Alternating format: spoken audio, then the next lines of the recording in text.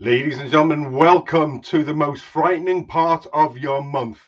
It is that time again when White Walkers walk this earth. It's time for your Ulster Rugby Roundup show. Here's the team. It's been a while,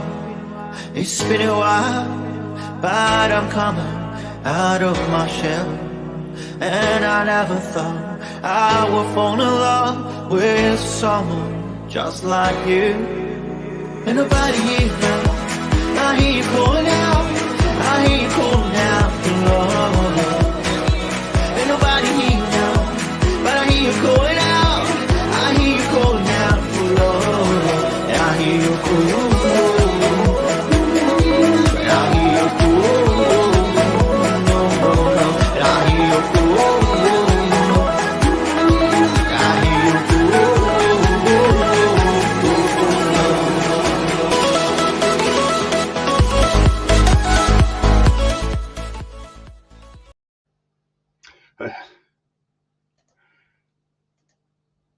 Ladies and gentlemen, how you doing? Yeah, it's me. And for those people watching outside of Ulster, be afraid, be very, very afraid. Ladies and gentlemen, welcome to this month's Ulster Rugby Roundup show. I'm Big Joe Shep, founder and the chief bloke, and you're wondering, what the hell am I doing here? Well, I am joined tonight, as ever, by the Night King, Nigel Quigley. Nigel, how are you? Not too bad. How are you, Joe? I'm doing good, mate. I am two things. I am very hot in this. I think I'm melting, and I'm going to be sort of thrown out of the RDS the next time I go up. I'm very proud. That's only because you look hot in it, mate. That's why, you know. Absolutely. Look at that. I could be a proper white walk. Look at me, the Harland and Wolf behind me in Belfast there. And in true props fashion, it is snug as a bug. Ladies and gentlemen, welcome to tonight's show. We'll come to just the second where the lads are. Dave Topping, White Walker 1, and Chris Brownfield. They're not here tonight. Hence the reason that I am on. And we've got a very, very special guest. She is captain of the Cook's second 15 team. They just won a trophy, the Suzanne Fleming Cup, I think. And she is one half of our very beautiful Biltong babes. Alana van Staden will be joining us shortly. But tonight, we are happy as ever. In fact, tonight I'm doing TMO type stuff, and we'll talk more about TMO shortly. I hope I do a better one than some of the things that happened more recently for Ulster and the TMO. I'm not giggling, lads. It's just that I watched it again before. We'll come back to that. Anyway, I'm doing TMO, I'm doing producing, I'm doing co-hosting with Nigel. So there's lots of buttons for me to press tonight. So we are, as ever, supporting some small local businesses.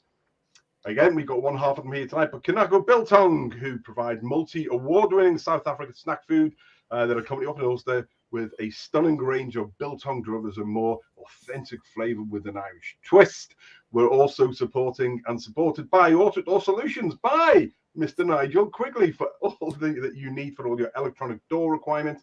And we can put Nigel's number up if anybody needs to contact us for that. He says actually he doesn't want to work, he's overrun, but you can't overrun him. He's the best person in Ireland for Autodoor Solutions. So there you go.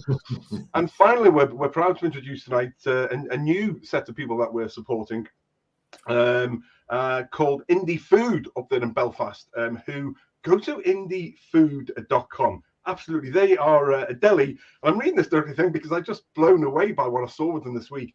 Indie Food are a deli, but not like others. The name originates from two main philosophies, indigenous and independent. They smell only small batch artisan products from the beautiful and bountiful island of Ireland. Ah, yes. All 700 of them and counting. They are simply passionate about local food and producers and their stories behind them. They get supported, and that's why we're supporting them tonight. So, Johnny, great to meet you the other day, mate. Look forward to chatting up again soon, and that's Indie Food. On tonight's show, we'll be in small tribute to Gareth Mason. We'll come to that just now, the great G-man who passed away.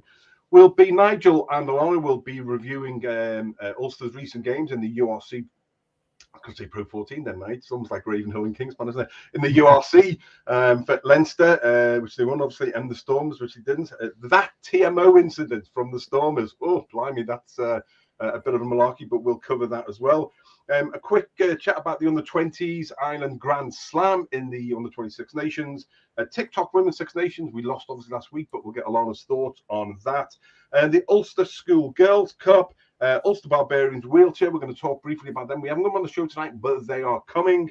And then we'll have a final preview of the game against Ulster Bulls right at the very end. Now, but first things first, Nigel, very, very sad last week when on Saturday, one of our co-hosts, he set up with myself and Andy Daniel, top right there, the great G-Man, bloody huge following across the globe on all platforms, 20-odd thousand people on his YouTube channel. He was just an inspirational guy, and he sadly passed away on Saturday, and it is a huge loss to us all. Like I say, myself, him, and Andy set up Drí Bochar of All and Blitzbod, our monthly show, and it's just interesting there.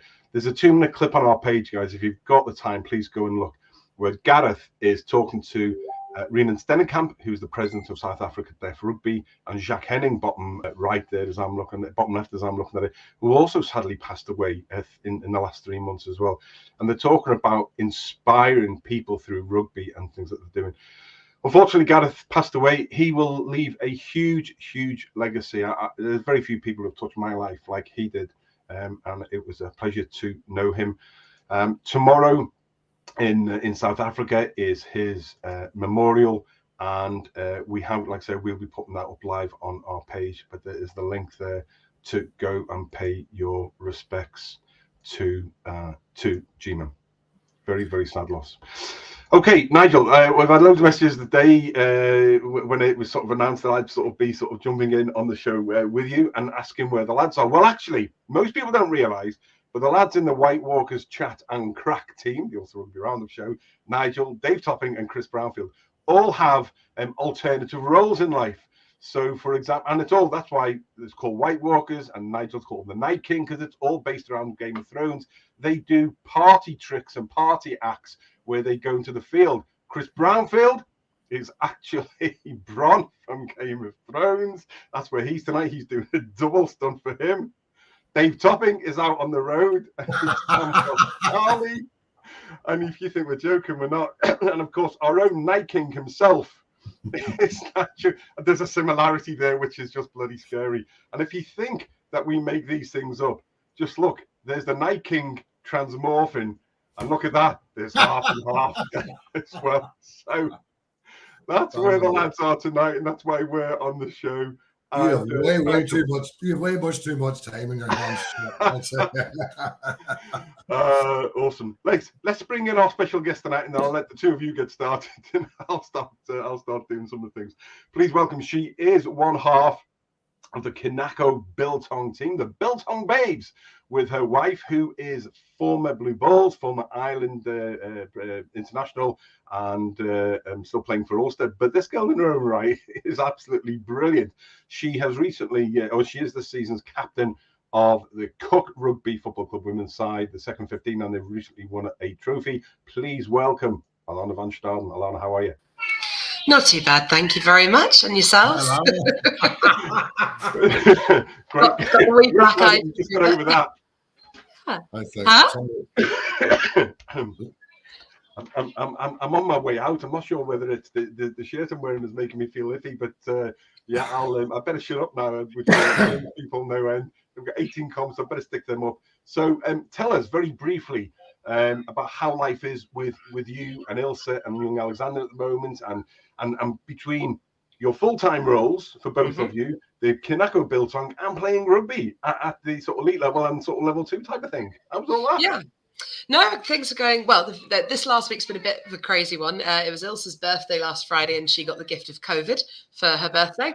And then Mothering Sunday, I got it, so hence why I'm sounding quite husky at the minute.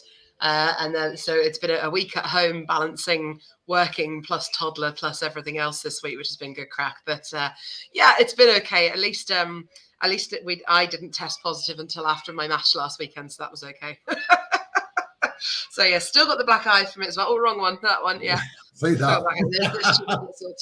It was a lot bigger. It's definitely gone down a wee bit. So yeah, but no, things are going well. Thank you very much. We've got another market this weekend that Ilse and I are both now testing negative, thankfully. So we'll be at that this weekend with the Biltong.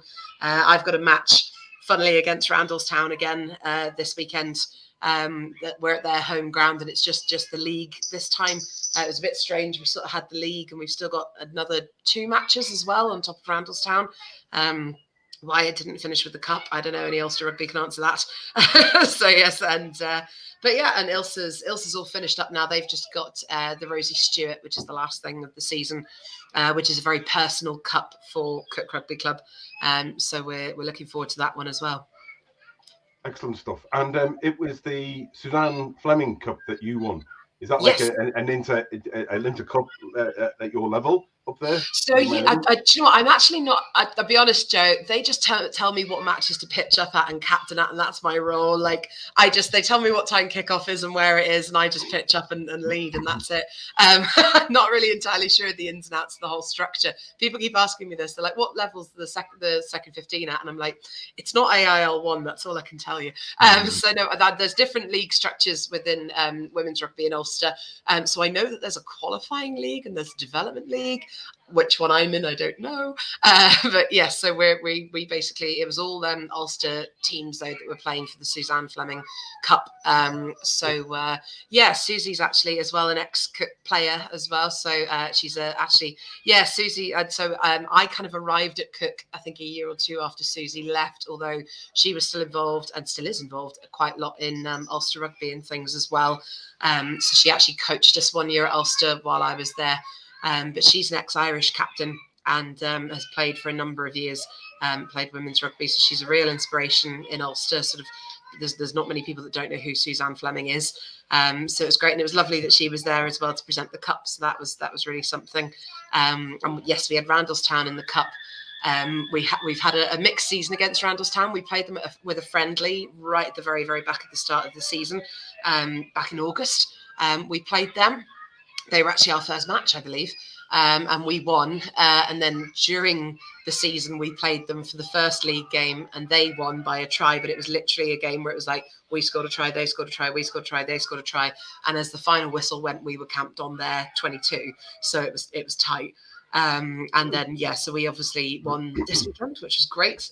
Really solid performance, 31-12. So we'll see what this weekend brings. Absolutely. Well, a huge congrats. I think it's absolutely superb. There's a load of people watching tonight. We'll cover those in a few minutes. But Nigel, you know that you are going to kick off. And we are kicking off to begin with thanks to our good friends at the Amateur Rugby Championship for the images that we're using tonight. Fair play to them. And going to call in Nigel. You're going to discuss review the 2 previous games we've had against Leinster.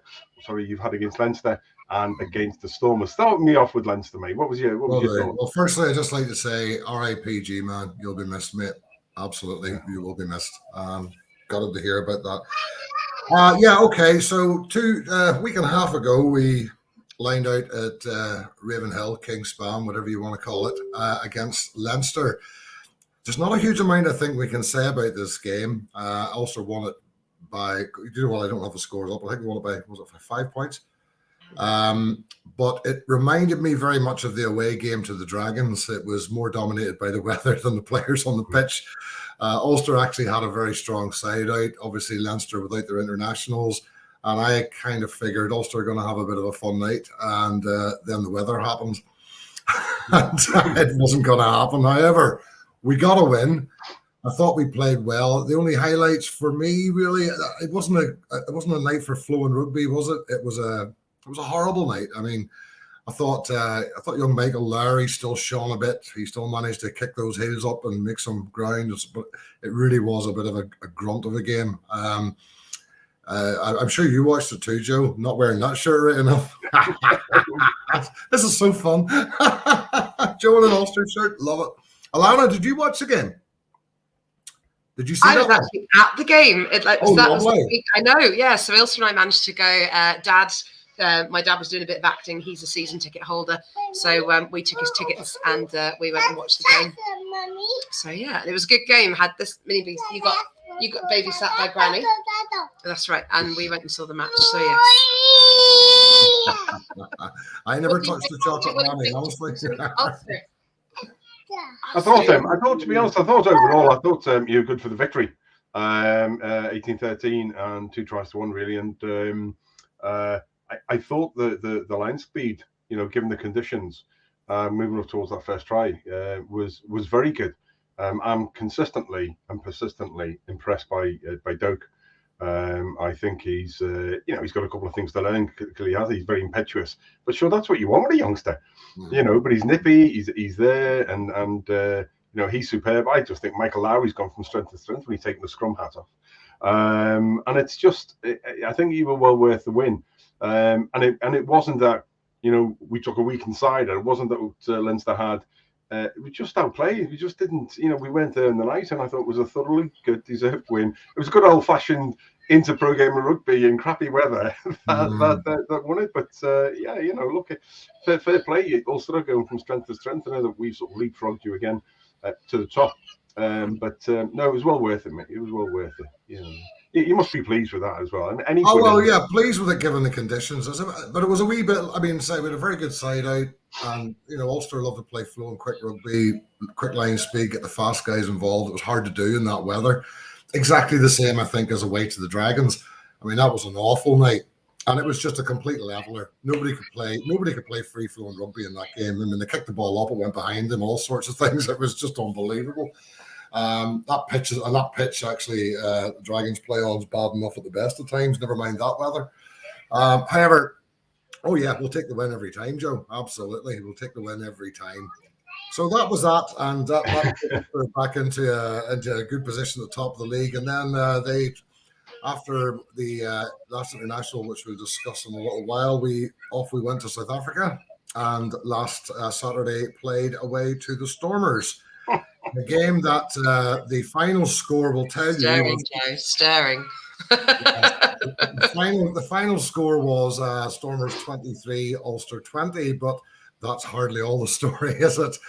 I thought that just to go through the game before the actual drama happened, I thought the Stormers started very well. Ulster were very sluggish. It very much reminded me of a few games I've been to where Ulster have been a bit slow out of the paddock at the start of the game, and the Stormers certainly weren't. We were 14-0 down, and I think I was online chatting to people, and it was, oh my God, I hope Ulster wake up here. Everybody was saying, this is going to be a painful day. Ulster did wake up, and for the end of the second half, I thought we're the better side. Stormers did come back a bit in the third quarter, and I thought, with the heat, particularly with the heat, because there was no altitude involved last weekend, I thought we might struggle a bit. But, fair play to the lads. They stepped it up again in the last quarter and got us back to within 3 points. Some fantastic play by both teams. I thought it was an absolutely superb test of rugby between the two teams. Very entertaining game from start to finish. Brilliantly played out by both teams. And then the 78th minute happened. I'm sure you will all know there was a line out. There was a carry by Stewart. There was ruck maul. And Callum Reid carried the ball over, touched it down. The try was awarded. And the TMO decided to bring something to the ref's attention. And we'll discuss that because the rest is history. Now, I'm going to give you my take on it. Firstly, the try had been awarded. I would have thought that's 101 then. The TMO decided to bring something to the ref's attention, which is fair enough, by the way. But the try's been awarded. So he asked then what he was showing him.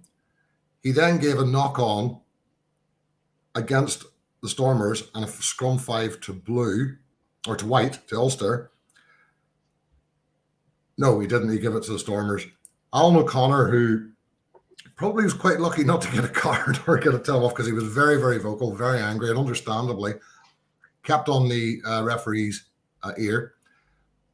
And something clicked because he decided to go back upstairs and say, I want to have a look and see, did the blue player knock it on? Now, I felt that the TMO frankly ignored the question he was asked for the first couple of times and just kept saying, lost control, it's not a try, blah, blah, blah. He then eventually, after what I thought was a bit of a circus of a conversation, agreed to give a scrum to the Stormers and disallow the try.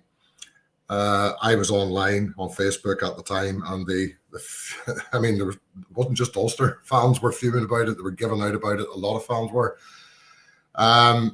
So to me, it was a try. But of course, people will accuse you of being a biased fan. However, on SuperSport, they had a discussion. Tappy Henning was on the panel. Now, Tappy Henning, as you probably know by now, if you didn't, I'm sure you do by now, is the chief guy in the URC refs, in the Vodacom URC refs. He's the top guy. He's the guy that reviews what the refs do.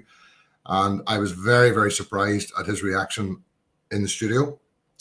He didn't hang about. He didn't cut about the bones. He just said, it's a try, simple as that. But what I liked about it is that he went into the detail of why it was a try. Firstly, that try was awarded. Therefore, the starting point should be on-field decision try. Can you give me a reason then it can't be awarded? And as he said quite plainly, that reason wasn't there. The ball was never knocked on. Now, I'm just going to say something to any fans that I've been engaging with, particularly from South Africa, that might be watching this, because something that came back to me was this assumption that if you lose the ball in the dead ball area, it doesn't matter what direction it travels, it's a knock-on. And all I've said to them is, show me that law. It doesn't exist. A knock-on has to be a knock-on no matter where it is. I also had one said, well, if the ball's lost in contact in the pitch, it's a knock-on, to which my reply was, backwards, play on. Are you seriously telling me you've never heard that? The ball at no stage went forward. That's the key. And even if you wanted to argue that it was knocked out and hit by the Stormers' hand by accident, then that would at least have been a 5-metre scrum to Ulster. However, if it didn't go forward and he fell on it with his stomach, that's a try. Because again, folks, you don't have to put your hand on it to score. If anything above your waist hits it, it's a score. So it vindicated what a lot of us thought. Of course, it means nothing to the score. I mean, at the end of the day, Ulster got 1 point for that game and they should have got 4. So I just hope and pray that it doesn't come back to be an issue at the end of the season, because you imagine if there's less than 3 points involved at the top of that table, that game's going to be thrown up every time and go, well, there's why, you know. So it was a sad day for the game, and I'm not going to comment that I note he's on the TMO bench this Saturday again for the Ospreys game. So God help the Ospreys is all I can say. Absolutely. Well, it is a fair point. I'm just going back up there to Grant Schwartz. Grant, welcome to tonight's show. Many thanks for joining us. As a Stormers fan, I have to admit that was a try all day long, but I'm more than happy to take the win.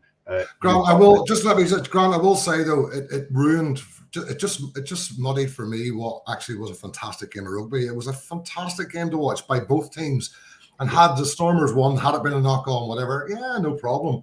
But it marred what was for me a superb game. Absolutely. And just I've got a video up for people who have just been messaging me, which is why I put you on the thing there. Yeah, you can't see me. Facebook has locked my link. As soon as we went live tonight, and my personal account was locked out again. So I have no idea what's going on. So I'll sort that afterwards. So that's why you can't see anything on my profile currently. I would just like to throw this one up. Tracy McMurray, thank you, John, for remembering.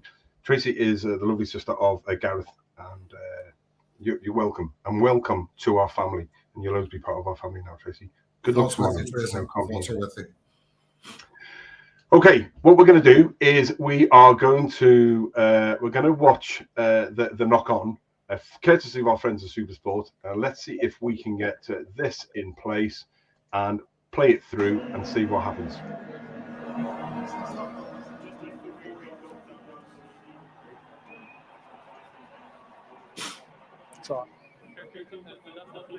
Yeah, my side. From here we cannot see, of course, if there is clear separation, but is it in control of the ball and then it loses before grounding? Is it correct? That is correct. So he lost control of it as the guy hits it out of his hand. But after that, there's no clear grounding of him as well. Okay, so there is the knock-on is before the try line. So try is disallowed and is scrum 5 meter for blue. That is correct. Okay, captain, we got the rules of the ball. So it's a knock-on. Scrum there. There's no clear separation. Yeah, the team also there. It's scrum there. Robbie Kempson. Try. From last night. You've just been on my case about this. Talk to me, boss. My phone didn't stop because of Kempson. No, but it just didn't yesterday. Well, just if you look at the big screen, yeah, we've managed to highlight a few things that perhaps the TMO doesn't have, but certainly where the contact is of the blue player on the white player on the ball. So he clearly knocks it forward. So Knocks it's the ball. no knock on, but a knock on from blue, not from white. And then the white player actually falls on the ball. So regardless whether dislodged or not, it's a try. And I think more importantly, we get to the protocol, which Tapper can take us through. But I don't see at any time with regards to this decision how it was never a try, in my opinion. But luckily, we've got the expert here, which can verify. Before we the get facts. to the expert, I mean, I'm a layman here. Tapper, we're coming to you. And I'm glad we're showing that again. Did Daimanni knock the ball or the hand? From where we highlighted, yes. Is it the hand or the ball? The ball. Ball is a knock-on against blue. Correct. If he knocks the hand of the opposition carrying the ball, what then? Well, there's no knock on, but certainly it's Well, it's got to be a dislodged. knock-on because the guy's trying to reach to score the try. It's just been dislodged. The ball's never gone forward in the action of white. It's never gone forward.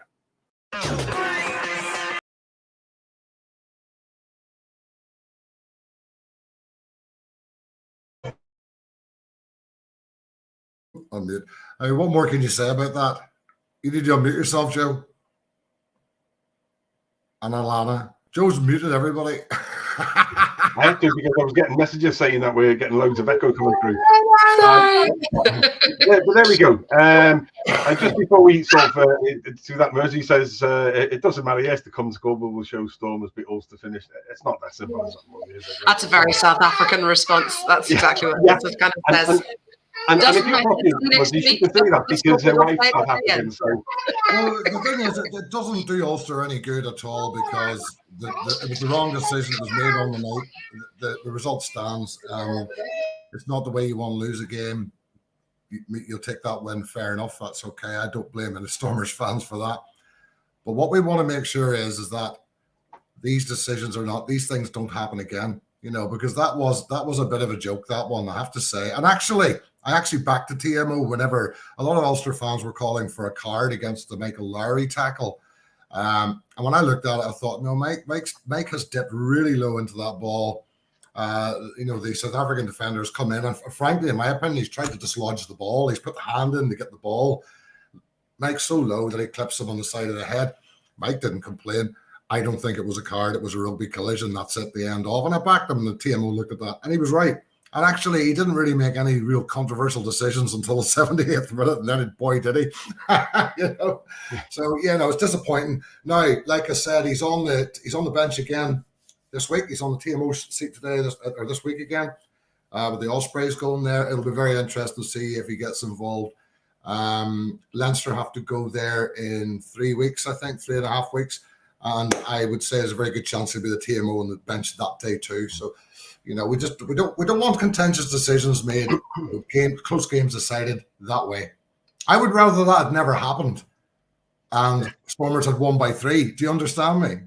Yeah. I would actually rather that had never happened and Stormers won by 3, end of day, and I would have went great, because the Stormer players didn't do anything wrong. They played their game, So, Alana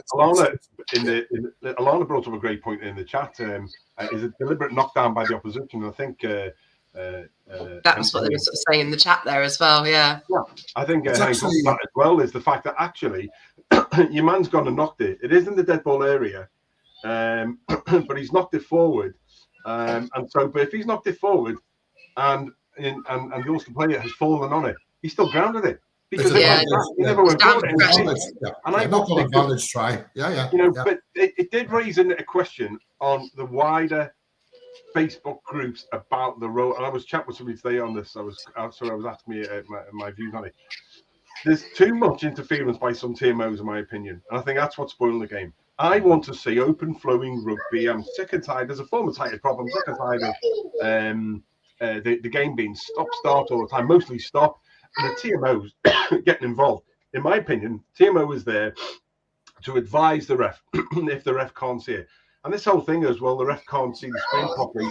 Go to the side of the pitch where there's a bloody laptop or something, and you can watch. It's not rocket science, lads. You paid it. It's bloody millions, but the TMO is causing. Some TMOs are causing an awful lot of issues, and I think there's too much interference. And the ref needs to just grip it, and that's it. But the game's it's done. We could spend another hour on this whole thing. I'm I sure. agree with you. I I'm totally sure agree with it's you. going to raise its Yeah, head TMOs again. are there to assist the ref when required, or if they spot Yeah. deliberate foul play, something that the ref won't have seen that really is serious and needs attention, then they need to bring it up to the ref's But then attention. surely, Nigel, that's what the linesmen are there for. That's what they're there for.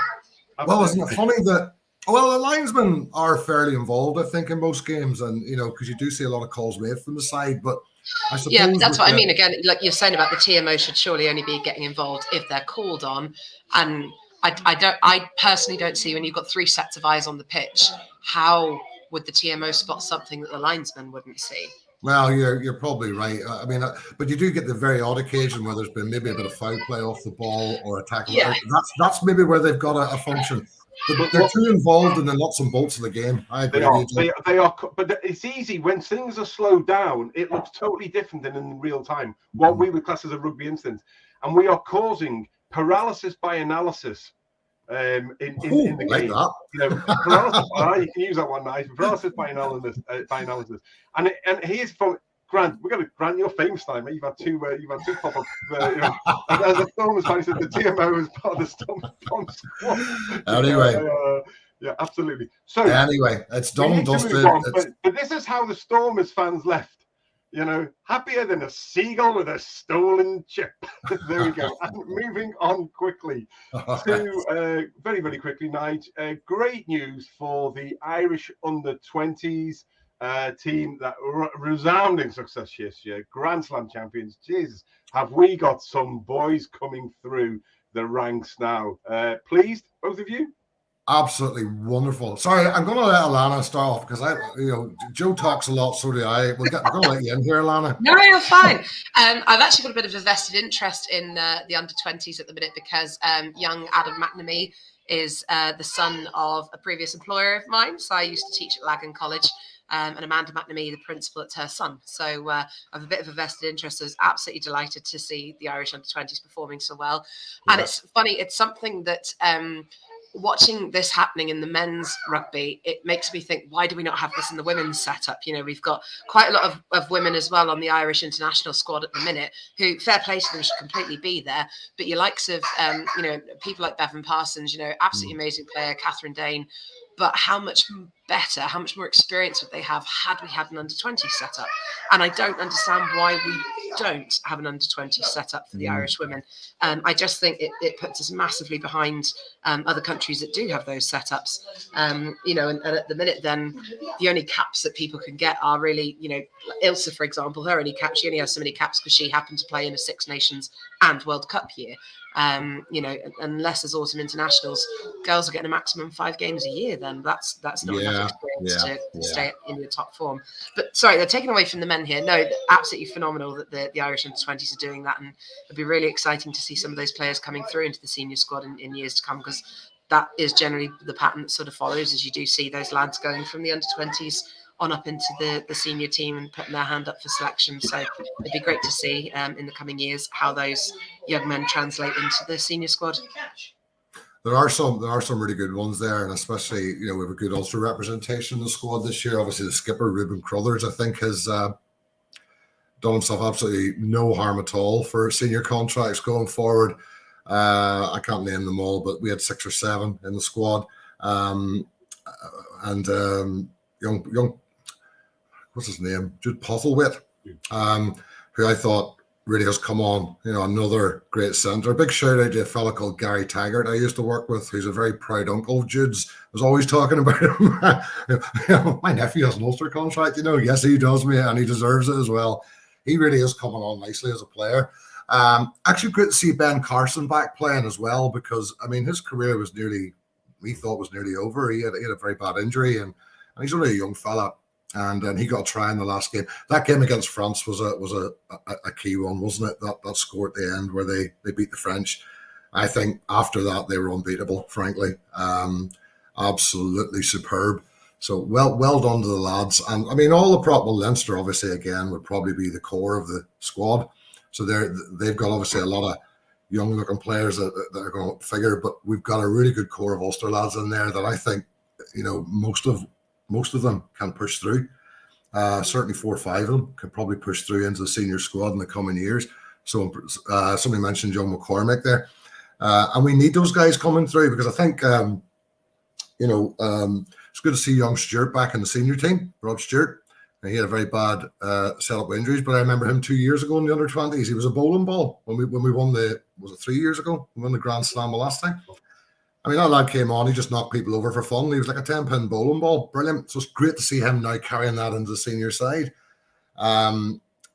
Brilliant to see. Fantastic Grand Slam. It's a pity the seniors couldn't have just went that wee bit further and done the same thing. Wouldn't it have been great to have 2 men Grand Slams titles in one season, but wasn't to be. Damn French. Bloody damn good French, I have to say. Great point. Yeah, absolutely spot on, Nigel. Great point there from Gerald Williamson, our good friend Gerald on the Leinster show. Great to see the transition being set up in women's rugby at under 20s level, at regional level, to fill the gap between the girls under 18 and the women's level. It is indeed, and that brings us on, Alana van Staden, to the TikTok Women's Six Nations, which started last weekend. Unfortunately, we couldn't repeat what we did last year against the Welsh. But what were your thoughts? What were your takeaways from it? Well, first of all, I just want to say I think the Welsh, absolutely phenomenal to have gone from losing, a match last year, which they were comprehensively beaten in, to producing such a standout performance against Ireland this year. It just goes to show that they've done the hard work, and fair play to them. I think it's going to make it a very interesting Six Nations now, the fact that the Welsh have done so well. I do still, though, think that I would definitely favour France or England to take this, just again purely from a basis of looking at the players and the sort of experience they have. The setup in England is absolutely phenomenal. The setup in France is great. They've far more contracted players, those two countries, than anybody else does. I think the Welsh do have 1 or 2 contracted players now, as do the Scots. But I don't. But again, Ireland doesn't. Okay, they've got their sevens players, and here you are starting to see sevens players cropping up in the senior squad. So, for example, Brittany Hogan, who is an ex-Cook player, she was originally, called up to Ireland to play sevens, had gone and played the sevens circuit, but is now starting at 8 for Ireland. And again, I say fair play to her. So yeah, a very young squad, definitely for Ireland at the minute. It's a big change. Yes, she had a lot of the more experienced girls retiring this year. You like to Lindsay Peat. There's not many props like her about. And you've got people like Malloy and stuff as well, and Junior, who'd retired. So you've got big, well-known names within Irish women's rugby missing this year. And then there were some surprise people not included in the squad this year as well. Some more surprising than others, but it definitely it's interesting to see. And again, I thought it was very interesting to start a new uncapped 9 in the very first match over Catherine Dane, because she's brilliant. She's a brilliant wee player as well. But again, I don't know, maybe that's a tactical thing. And again, stick her in, throw her in the deep end, see what she can do, knowing that you've got Catherine Dane on the bench to come on afterwards. But look, I've long given up on trying to predict Irish women's selections. I gave up on that many years ago. So I just think, it's a young squad. It's a squad that have not had many opportunities to play together. And I think, as Gerald sort of just said it in the chat there as well, quite a few of the Welsh women are professional or semi-professional. Our girls aren't. They've got day jobs and things outside of rugby. They're doing rugby in their free time, and all this sort of stuff. It's and it's following pretty grueling. Again, I can speak here from personal experience watching somebody go through this really grueling, training regimes and stuff that they've got to fit in around family, and they've got to fit in around their jobs and things like that. So, I can't take anything away from the Irish girls. I don't doubt that they've absolutely worked their socks off. It's just difficult to compete in that environment when you're competing against people for whom this is their job. Question: will Ilse play for Ireland again? That's up to the Irish selectors. She's had an absolute amazing season. She's played really well. She's trended on TikTok and all sorts this season. She's looking fit at the minute. She said this is going to be her last year of Ulster. I don't know how much I believe that, because it's been a couple of years now where it's going to be her last year of Ulster. I'd love to see her in the green jersey again. It would be a big sacrifice. for us. But if she wants that, I'm all for supporting her. It would be our last opportunity though, because we are hoping to have a second little sprout, and it would be very difficult for me to then balance 2 small children if she's away all the time with the rugby. Because the year she played, got her Irish caps, we sat down one night at Easter and we worked out that since the beginning of the year we'd slept in the same bed for 8 nights, and that was it. So it's a huge commitment playing for your country, massively so. And I really, I don't want to take anything away from any of the women or the men who are out there representing their countries. It is a lot of work. It's not a case that, you're a bit good at your sport and away you go. There is a lot of hard work goes into it. It does indeed. That leads us neatly on to these are range of topics tonight, lads. It's really, certainly are. Yeah. So yeah, it leads us on to girls rugby and the rise of it. And we're having a lot of discussions this week. Obviously, people that I'm working with Rugby Academy Ireland, fantastic, with Dan and Johan up in the Killashee Hotel there. And we were chatting about the rise of girls rugby and how it transbounds to numbers coming through the academies and stuff like that as well. It's a very interesting chat, and I learned an awful lot from 2 international level coaches. But Nige, this week, I think maybe last week Dave Thompson was done as let me just get that right. That's the Erne Integrated College and Enniskillen Royal. That's Royal. Yeah, that's Royal.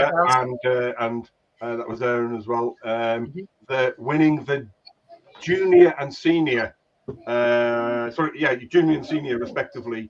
Girls Cup. You're at like level 2 of rugby in Ireland. You're a chick, clearly. What's your views, Alana, on how rugby is developing for girls? What's it like in Ulster? I mean, I only see things in really the other 3 provinces down here to a greater or lesser degree. Yeah. What are your thoughts? I think that Ulster is definitely is ahead of the game, I feel, with schools rugby for girls, definitely, and for sort of getting junior girls and stuff into rugby nowadays. The Schools Cup, ever since they started taking it as seriously as they take the boys, which I do think they do. I do think they take it as seriously now as they take the boys. We've seen our juniors really develop. I mean, the Ulster under-18 girls, for example, they were interprovincial champions for a number of years. And, so that was always then the question is, why is that not translating through into the senior squad? But, I just think it's great to see girls rugby being played at any level. And again, you look at the current Irish setup, there are women on that team who have been playing since their school days. And that's phenomenal. I didn't pull on my first pair of rugby boots till I was 18, which is the age some of these girls in these school cups are playing. And they've been playing since they were tiny. And I just think that's going to be amazing in years to come. And already you can see the quality of the women's game has massively improved from having girls who can now kick and things like that. And there's a question I get asked actually quite a lot is, women's rugby. Well, after people are like, do you scrum? Do you line out? Do you tackle each other? One of the questions I get asked is, well, what's the difference between the men's and the women's game? And I would say that the women's game is a faster paced game, but from a point of view of phases, because we don't generally have as much kicking as the men's game has. The men's game sometimes, you look at that last Ireland game, it was a bit of tennis at one point. You're just watching, kick, they've got it, kick back again. Whereas, the women's game, it's a lot more getting through the phases, carrying it up the pitch, making the hard yards, cracking lines being run by the backs and things like that, and we steps and all that sort of thing. But I do think that the kicking game is coming along now, and again, you are seeing more young women and girls who do have those skills that traditionally didn't have those skills, because they're sort of things that are learnt at a schoolboy, schoolgirl level.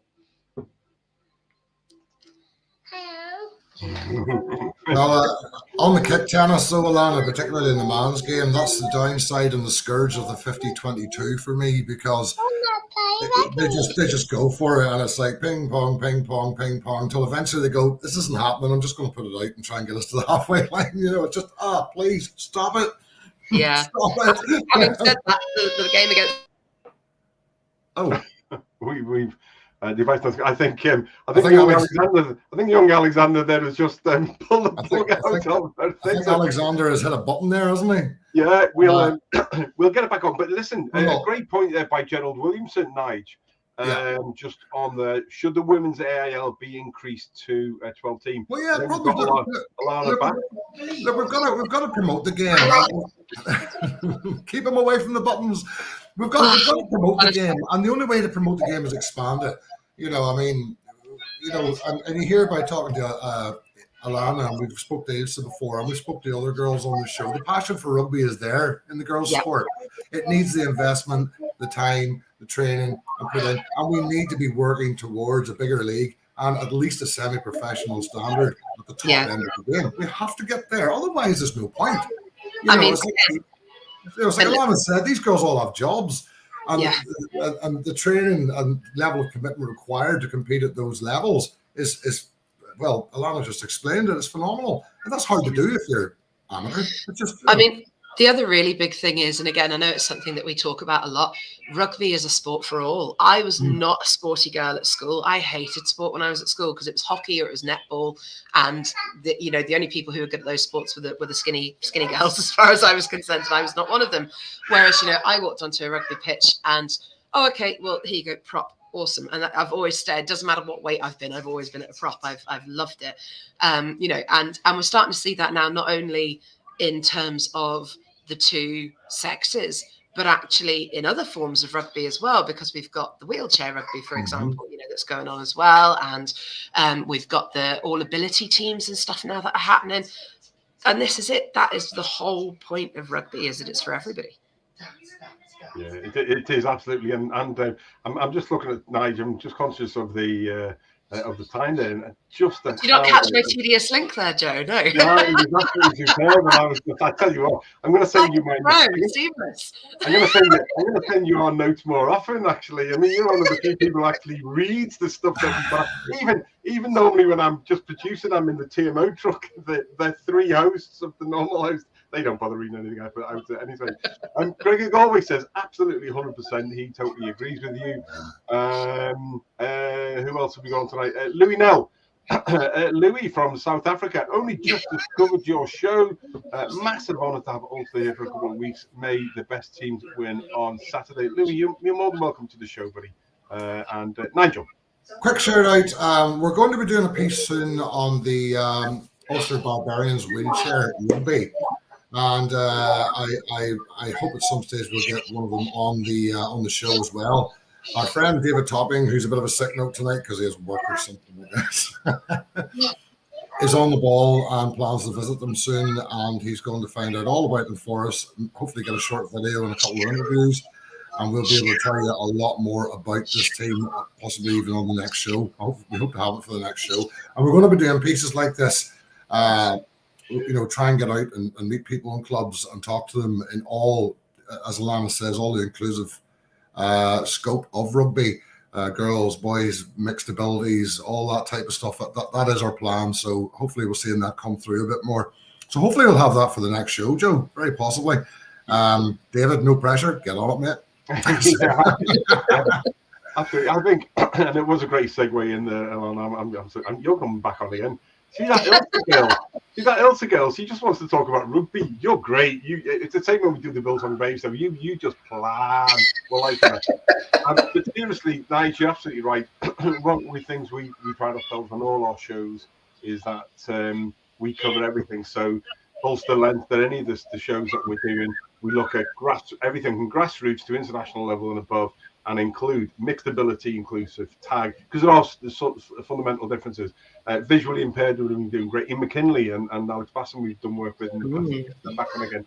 Wheelchair, deaf, sevens, the women's, the schools, and all of that. So if you're watching and you're involved, anything from grassroots club, and you want to shout out for your club, you want to come on and represent your club. We have them on all the time on all of our shows, don't we? And you want to shout out and you want to tell us about what you're doing and promote what you're doing, and it's absolutely fast. So please do so, and we will continue to the whole gambit as long as the people keep on going. So that leads us in, finally, last but not least, to preview time. So here's the current URC tables. Thank you again to our friends at URC for providing these, allowing us to do these images. That's very, very kind of you. The South African teams, lads, are starting to do reasonably well now. Bulls, not so much. So nice. We're going to sort of come on to that one. Right. Look, there's your man. Well, obviously, we're going to be reuniting with our old friend Marcel Coetzee. This will be a good one for our newest listener, Louis Nell, because I suspect Louis might be a Bulls fan. Obviously, Marcel will be meeting him. Apparently, the guys are meeting him at the hotel before the game or during this week to meet up with him again, because he made some good friends back at Ulster, and he is well regarded at Ulster. Having said that, so was Duane Vermeulen. It has to be said. He's endeared himself well and truly to the Ulster fans because he is Thor at the end of the day, isn't he? And he does look like him, it has to be said, and he is a bit built like him and all the rest of it. I have a funny feeling we're going to see a bit of change to the Ulster side this week. We've obviously got 2 games against Toulouse coming up very quickly. I think he nailed his selections to the mast last week, frankly, for me. I think this week, I'm not sure about the front row, although he may make some changes. He's got the cover there. I think we'll certainly see Ian Henderson involved this week, probably starting. I'd be fairly certain Nick Timoney is going to be involved, probably starting. And you may find he'll start with Duane on the bench this week, but I'd be fairly certain we'll see Nick Timoney this week. I'd also be fairly certain we'll see James Hume this week. Starting, I imagine, and possibly I would say Ethan McElroy might start this week. I'm not going to be disrespectful to Craig, but I think he was wearing his gutties on the pitch last week and forgot to put his studs in. he was like dancing on ice, for God's sake, watching him with the ball. But I'm not as graceful, I might add. But he just maybe didn't have long enough studs in or something. But anyway, so I think we'll see a few subtle changes to the side this week. And it will be about using the squad he's taken as well, because obviously these are warm-up games really as well for the European Cup, which is probably the biggest challenge they've got. What's Gerald he always comes in with these sensible points, doesn't he? Actually, very, very true. AIL, Estonia's semi-finals for. Oh yes, I saw this on your page, Gerald. We should not have ignored that. Is that this weekend? Yes, it is on Saturday. Yeah. So good luck, Estonians. With a bit of luck, you might even get away with something there. Hopefully. Let's see. It's going to be a tough one, that. Gerald will have to explain me the format of that, what way it works. But if you go onto the AIL Rugby Facebook page, Gerald explains everything about rugby on that page, and certainly about that. So anyway, I think we'll see a bit of a change in the team this week. I think he'll use a bit more of the squad. I mean, we've gone with a fairly full load of squad, obviously, but I'm not 100% certain that was 100% our full team last week that he would go into Europe with. I think we'll see maybe a bit more of that this week with Hendo, Timoney, Hume involved. I don't think there'll be huge changes, but he may start swapping people around on the bench a little. I would say there'll be 3 or 4 changes this week anyway. Very interesting to see. Obviously, the heat's not such an issue because they coped with that last week very well, I thought. The altitude, though, it'll depend how their altitude training goes this week.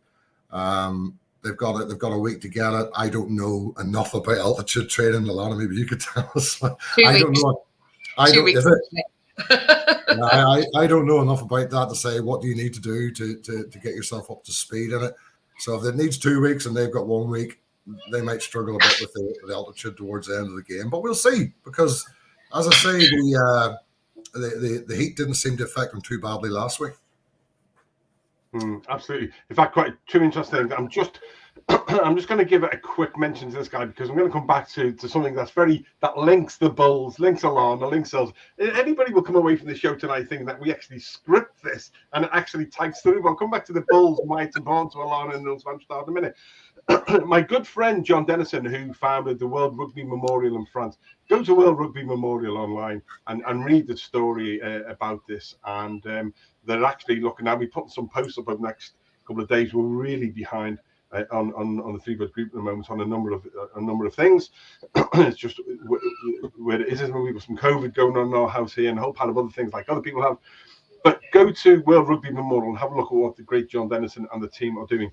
But they are looking, there's armistice rugby competitions going on this year, and they are looking for schools, teams from Ulster to go in to support that. So we've been putting some posts up, and then we'll be trying to find to link John and World Rugby Memorial into the schools rugby system up there to get some competition. But that's really good. World Rugby Memorial, guys. So to that, John must catch up with you very, very soon. So right, also Alana van Staden. So tell us, linking the Ulster with the Bulls and then back again, why is the Bulls a link to Ilse van Staden and then to the two of you? So it's going to be a tough game this week. Well, again, Marcel's actually quite a good friend of mine and Ilse's, but the Blue Bulls is actually Ilse's team. So Ilse has, I believe, 112 caps for the Blue Bulls, and the Blue Bulls is how Ilse and I met. So I was very lucky. I got selected because people often ask how Ilse and I ended up together. Long story short, I got selected to go over and play a bit of rugby in South Africa, and the team that I got tagged onto was the Blue Bulls. And I arrived in South Africa on the 10th of June, 2011. And the next morning, I got a very mysterious phone call saying you need to be at Tuks, which is the University of Pretoria, their sports campus, to go and meet the team. This was at 6 o'clock in the morning. They said you need to be there at 10. I got there at 10, and about 10 past 10, this large prop emerged from a very small VW Golf, and it was Ilse, and the rest, as they say, is history. So I've got 4 or 5 caps for the Bulls then. Yeah, 4 or 5 caps for the Bulls, but nothing compared to Ilse's 112, I think it is. So the Blue Bulls are our South African team. So yes, we were delighted whenever they said that they were going to be adding them into the rugby league. But at the same time, it was like, we're going to be torn now as to whether we're cheering for Ulster or whether we're cheering for the Bulls. No. Well, the difference is, hang on. The difference then is, where are you? Well, there you go. It's going to be a tough one in this house this weekend. Don't tell Joe he's still on mute. Let him rabbit on there. Yeah. It's like mine. It's like mine, isn't it? Yeah, it is. Yeah, it's not a bad thing. Probably the best thing I've said all night, to be fair. And which is wrapping us up there for with literally about 60 seconds to go. And I need to go in sort of try and get myself unlocked Facebook again. Guys, it's been really good. Nigel, leave us with one final thought of where you currently think overall the whole gambit of rugby is, from grassroots, mixed ability, visually impaired, sevens, women's, girls, all the way up to the elite level, and the youngsters coming through in the under 20s and the national level. Where do you think you have come in the last 2 years, and are you happy? I think we're getting better. We're getting more inclusive. We're seeing a few more players coming through from clubs. Still not nearly enough for my liking. We've got another lad come up there. In fact, he's actually been registered on the European panel for the 2 games. The lad from Armagh. That's great to see. He may not be used, but he's been put forward as a player for the squad. That's fantastic. We'll see more of that. On the youth side, it's going well. Speaking to an ex-Ulster Academy coach who I won't name because he's very famous, and I remember meeting him one time and he said they aren't growing on trees, but we are finding them. We're finding more of them because I think we've spread the net a bit wider, but it needs to go wider again. Now that requires a lot of investment and time, and it requires people to go to the schools, and we may not see that for a while. The ladies game, I think we really need to accelerate that now, because if I'm honest with you, I think in Ireland we've been a bit slow to keep up at times. And England and France, and we've seen now Wales seem to have shot ahead with professional and semi-professional players. We've got to put that right. And Ulster seem to be doing quite a good job with girls rugby. It's got to feed into an All-Ireland thing, though, as perhaps Gerald's suggestion of a 12-team AIL league. Surely we must be looking at that. So let's hope they push for that. Girls rugby in Fermanagh seems to be taking off with the 2 Fermanagh schools winning the 2 cups, which is great to see. It's not typically somewhere that wins schools cup, but maybe the girls are going to change the way there. In Ulster, awful lot of homegrown talent now. We're not so reliant. When we had that spell where we lost lots of players and we had to take a lot of players in from Leinster, and we were very grateful for that, and they've played well for us and continue to play well. But we're starting to produce our own now, and really good kids coming through from the last under-20 side or from 2 years ago. The current crop of under-20s, I think, will feed into the side, and that'll contribute to the Irish team as a whole. We would like to see a bit more Ulster representation in the senior team. I think that will come because the age profile of a lot of our players is quite young, and I would like to think they will push their way through. Club rugby, we're probably not, I mean, Gerald again is the guy to speak to in that. We're probably not setting the world on fire in the club rugby at the senior men's level. We're still in there. We still have teams in the AIL. Probably not enough for the amount of players we've got. But I think there's been a bit of an issue with attracting members, getting enough teams. I mean, I know for a couple of seasons ago, they're really struggling to pull teams out. Some of even the bigger clubs were dropping teams down. So we've got to get the interest going. But I think you start with the youth there, and we're doing that. Get the kids playing, get the young people playing, and that the clubs will fill up again but you got to start there. You can't. I mean, I remember when I played club rugby, there was too much trying to grab grown-ups to play.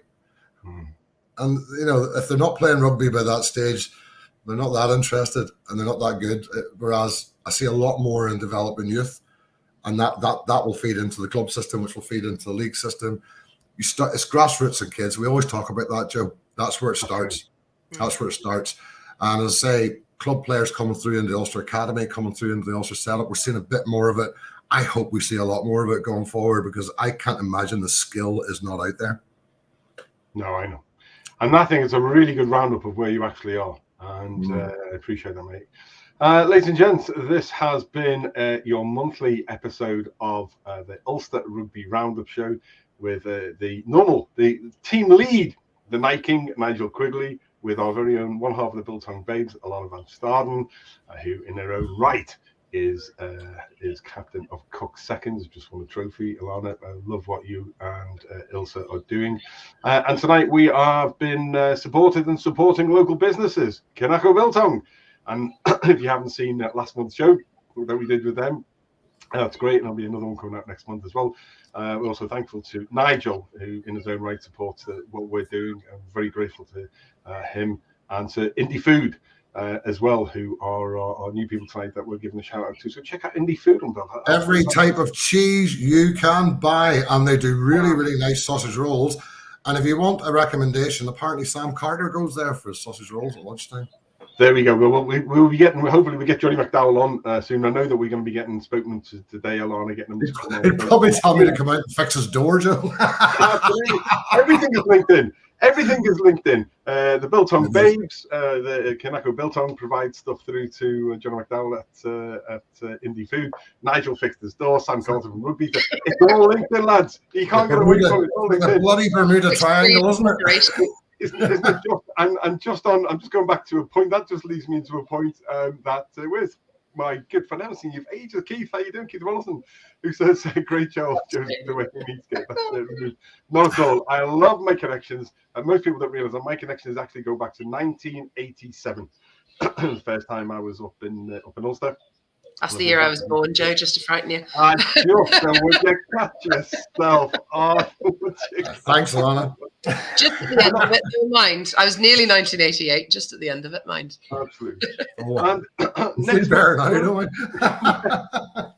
And on that point where I'm feeling really old, I'm going to go off and send Mark Zuckerberg an early Christmas card and say thanks very much for buggering up my account as well, and find out when I can get back into them. Next month, we'll be back to the Three Amigos. We'll be back. Chris, Nigel, and Dave will be back on the show. But we will leave you. An absolute ringer for Chris. Brilliant. But we'll just leave you with the fact that, just remind everybody, we will put the live link up on the Three Bud Rugby group page tomorrow. Thanks for everybody who supported and sent us messages. We are tonight remembering the great top right there, the great Gareth Mason, And indeed, bottom left, Jacques Henning, who passed the last couple of months, two integral members of everything we did and do in South Africa. Gareth, myself, him, and Andy Daniel, who's top left there, put together the Driebokke show. And it's just a sad loss to the world. And tomorrow is his memorial service. Like I say, we will pump that live, that link out, and to Tracy McMurray, who was on the show earlier, his sister. I can't imagine what your loss is like, but you are in our thoughts. And that link there will take you to YouTube tomorrow. And again, like I say, we will put that up. So until then, Alana van Staden, one half of the Biltong Babes, thank you. Nye King, Nigel Quigley, thank you very much. To everybody that's watched, absolutely phenomenal show. I'll have to try and get back into Facebook and then reshare it on my own page. And to everybody who's been watching us tonight, thanks very much. And we will see you very, very soon. We'll leave you with G-Man.